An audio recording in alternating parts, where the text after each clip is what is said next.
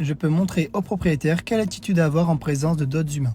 La propriétaire avait l'habitude d'anticiper et donc de s'éloigner lorsqu'un humain s'approchait de son chien, chose qui fait que confirmer l'agressivité du chien envers l'humain. Maintenant que j'ai réussi à prouver et à convaincre la propriétaire que son chien pouvait devenir sociable envers l'humain, je vais pouvoir lui montrer quel est le meilleur comportement à avoir pour que Stormy puisse continuer à progresser. Comment il s'appelle? Il s'appelle Stormy.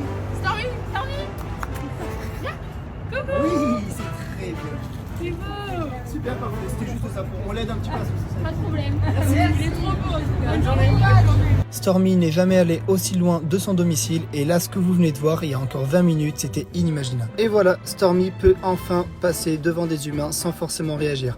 Après un bon moment de coaching, je vais pouvoir laisser enfin la laisse au propriétaire pour qu'il puisse l'appliquer également. Allez, c'est le moment, maintenant c'est au propriétaire de gérer, donc je suis derrière pour driver ses mouvements si c'est nécessaire et regardez, Stormy et la propriétaire va faire son premier croisement en 3 ans sans qu'il y ait de réactivité. Nous avons réussi à obtenir ce résultat en l'espace d'une seule séance, ce qui est vraiment remarquable. La propriétaire et Stormy ont pas mal de travail, j'aurais donné pas mal de devoirs à faire pour continuer à progresser.